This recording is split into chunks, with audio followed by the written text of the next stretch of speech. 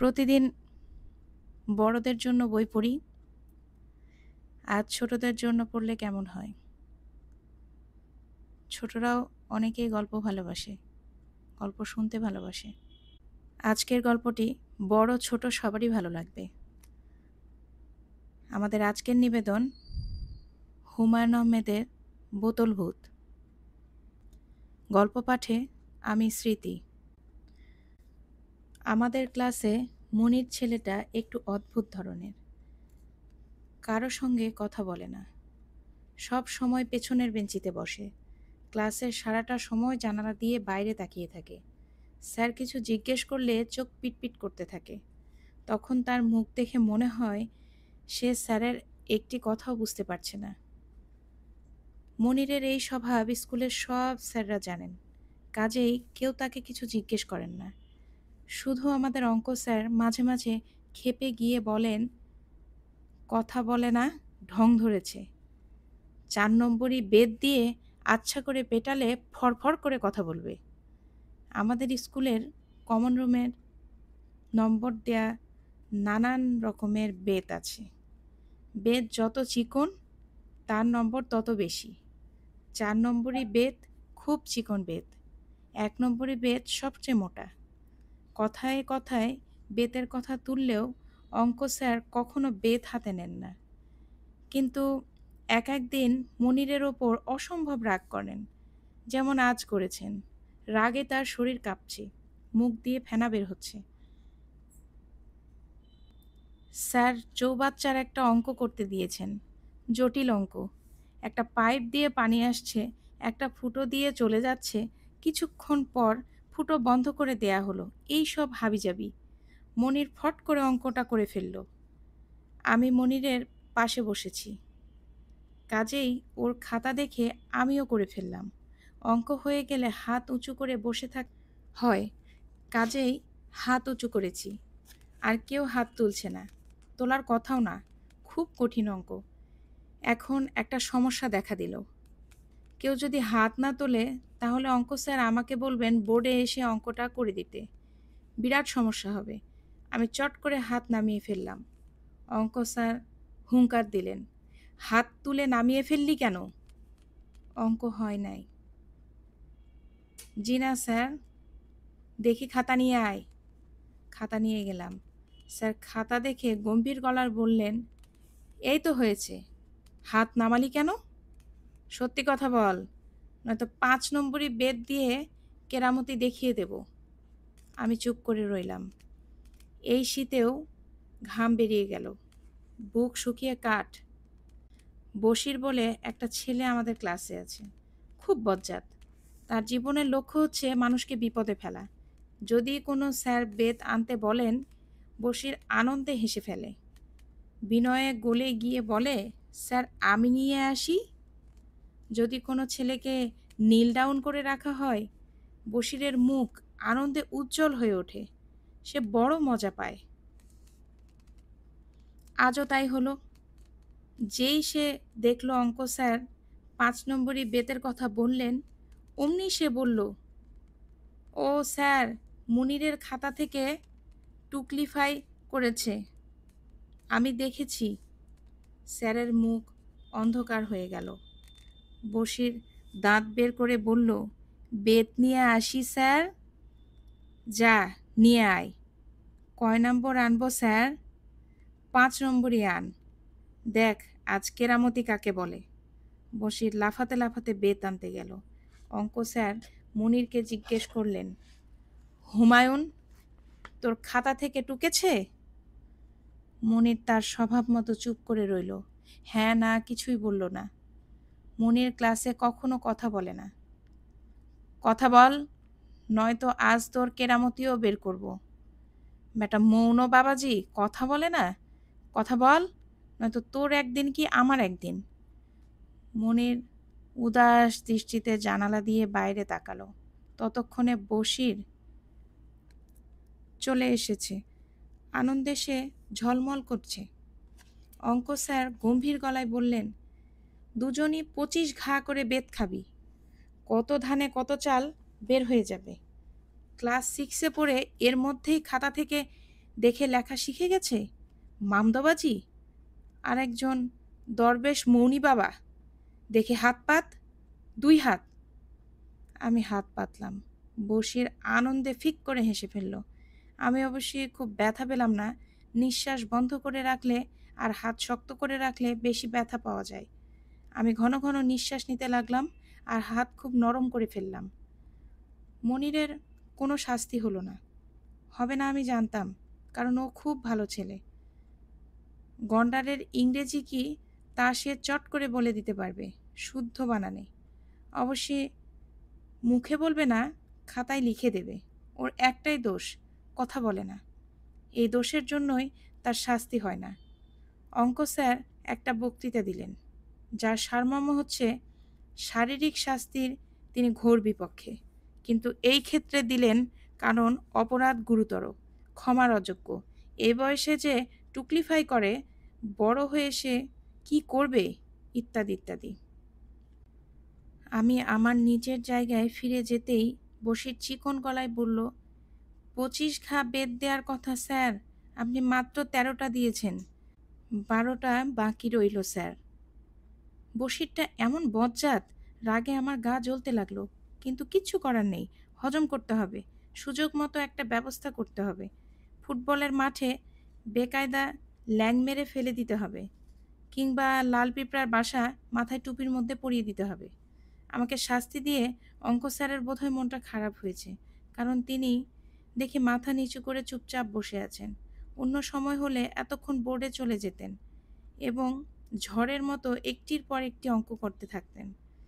আমাদেরও নিঃশ্বাস ফেলার সময় থাকতো না, টপাটপ খাতায় তুলতে হতো। আজ সেরকম কিচ্ছু হচ্ছে না। স্যার আড়ে আড়ে তাকাচ্ছেন আমার দিকে। চিৎকার চেঁচামেচি করলেও স্যারের মনটা খুব নরম। কোনো ছেলের অসুখ হয়েছে শুনলে তিনি তার বাসায় যাবেন, বাজখায় গলায় বলবেন, কি যে যন্ত্রণা করিস, আবার অসুখ বাঁধালি, তাড়াতাড়ি ভালো হ, নয়তো চট দিয়ে দাঁত ফেলে দেব। মনির এখনো দাঁড়িয়ে শাস্তির অপেক্ষা করছে, বেশ ভয়ও পেয়েছে, অল্প অল্প কাঁপছে। অঙ্ক স্যার বললেন, তুই দাঁড়িয়ে আছিস কেন, বস। মনির বসলো, আর চোখে কয়েকবার তাকালো আমার দিকে। তারপর হঠাৎ আমাকে অবাক করে দিয়ে বলল, এই হুমায়ুন, ভূত পুষবি? আমি আকাশ থেকে পড়লাম। বলে কি, ভূত পুষবো মানে?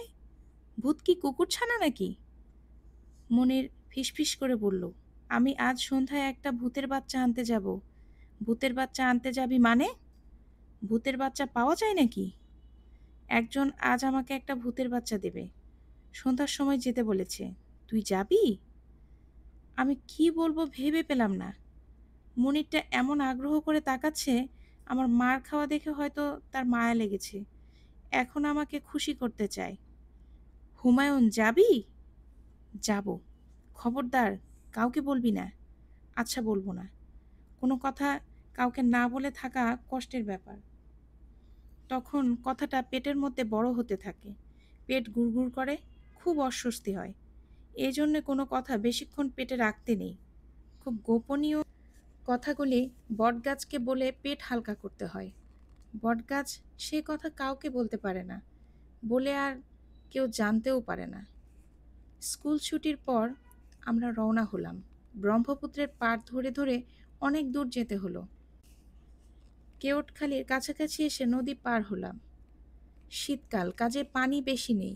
খেয়া নৌকা আছে, 10 পয়সা করে নেয়। মনির পয়সা দিয়ে দিল। সন্ধ্যা এখনো হয়নি, এর মধ্যে চারিদিক অন্ধকার। গাছপালার ভেতর দিয়ে যাচ্ছি। এক সময় দোতলা একটা বাড়ির সামনে এসে দাঁড়ালাম। গাছপালায় ঢাকা জঙ্গলে জায়গায় শ্যাওলা ঢাকা এক বাড়ি, লোহার গেট। সেই গেটে বাড়ির নাম লেখা শান্তিনিকেতন। আমি ভয়ে ভয়ে বললাম, কোথায় নিয়ে এলি? এটা কার বাড়ি? আমার এক আত্মীয়র বাড়ি, দূর সম্পর্কের নানা হয়। এই লোকই তোকে ভূতের বাচ্চা দেবে? হুম। গুল ছেড়েছে? না, গুল ছাড়েনি। কি করে বুঝলি গুল ছাড়েনি? চেহারা দেখলে তুইও বুঝবি, সন্ন্যাসীর মতো চেহারা। সন্ন্যাসীরা কি গুল ছাড়ে? অনেকক্ষণ দরজা ধাক্কাধাক্কির পর যিনি দরজা খুললেন তাকে দেখে আমি অবাক। অবিকল রবীন্দ্রনাথ ঠাকুর। ঠিক সেই রকম লম্বা দাড়ি, সাদা বাবরি চুল, লম্বা একজন মানুষ, পরনে আলখাল্লার মতো লম্বা একটা পোশাক, গলার স্বরও কি গম্ভীর। দাঁড়িয়ে আছিস কেন? ভেতরে আয়। সঙ্গে এটি কে? আমার বন্ধু। এও ভূতের বাচ্চা নেবে? আমি কি দোকান দিয়ে বসেছি নাকি? যেই আসবে একটা করে ভূতের বাচ্চা দেব। একটা দেব বলেছিলাম, একটা পাবি। ভেতরে এসে বস।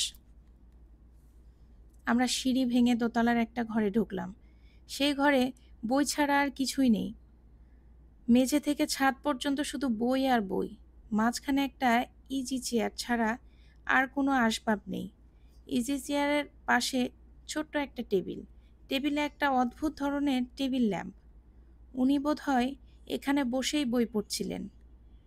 তোরা দাঁড়িয়ে আছিস কেন? বস। মেঝেতে পা ছাড়িয়ে বস। নাকি মেঝেতে বসলে তোদের মান যাবে?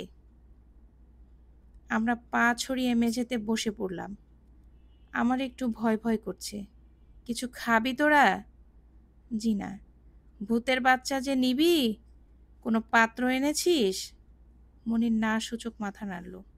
ভদ্রলোক বিরক্ত হয়ে বললেন, কিছু নিয়ে আসিসনি? তাহলে নিবি কি করে? পকেটে করে তো আর নিতে পারবি না। ভূত হচ্ছে হাওয়ার তৈরি। আচ্ছা দেখি ঘরে কিছু আছে কিনা। তিনি আমাদের বসিয়ে রেখে চলে গেলেন। বুঝতে পারছি বাড়িটা অনেক বড়, অনেকগুলি ঘর, কিন্তু এই ঘরটি ছাড়া অন্য কোনো ঘরে বাতি জ্বলছে না। লোকজনেরও কোনো সাড়া নেই। আমি ফিসফিস করে বললাম, এই বাড়িতে আর কেউ থাকে না? না। ওর নাম কি? আগে অন্য নাম ছিল, এখন ওকে রবিবাবু বলে ডাকতে হয়। রবিবাবু না ডাকলে রাগ করেন। আমি ডাকি রবি নানা। উনি করেন কি? কিছু করেন না, শুধু বই পড়েন আর কবিতা লেখেন। কবিতা লেখেন কেন?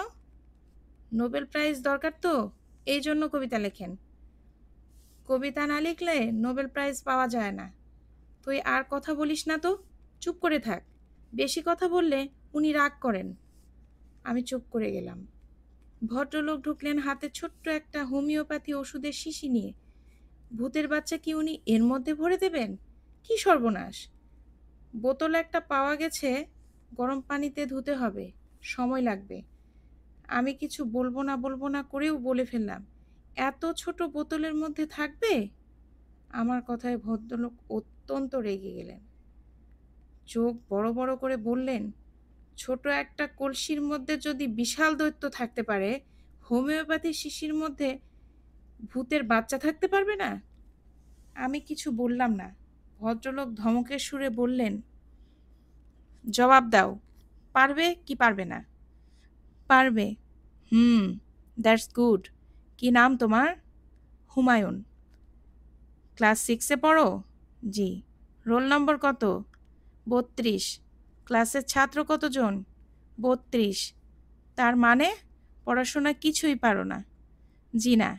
স্কুল ভালো লাগে না? জি না। রবি ঠাকুরেরও স্কুল ভালো লাগতো না, তাই বলে তুমি মনে করো না যে তুমি রবি ঠাকুর? আমি মনে করি না। গুড। এখন বলো তো, আমার চেহারা রবি ঠাকুরের মতো না? জি। মুশকিল হচ্ছে কি জানো? টাক পড়ে যাচ্ছে। টাকওয়ালা রবীন্দ্রনাথ অসহ্য, তাই না? আমরা কিছু বললাম না। ভদ্রলোক আমাদের রেখে হোমিওপ্যাথির শিশি হাতে নিয়ে উধাও হয়ে গেল। আমি মুনিরকে বললাম, তোর এই নানা কি পাগল? না, পাগল হবে কেন? কেমন কেমন করে যেন তাকাচ্ছে।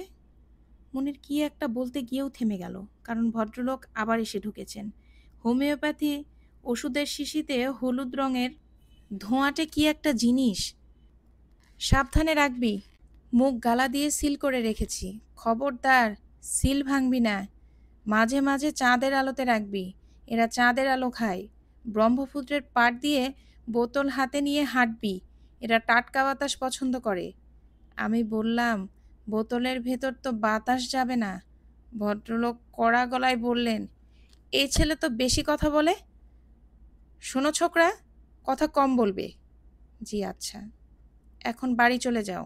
যাবার আগে একটা কবিতা শুনে যাও, টাটকা কবিতা, আজ বিকেলে লিখেছি। 2 ঘন্টা মতো হয়েছে, এখনো বাসি হয়নি। 6 ঘন্টার আগে কবিতা বাসি হয় না, শুধু গরমকালে 3 ঘন্টাতেই বাসি হয়। আমরা চুপচাপ বসে আছি।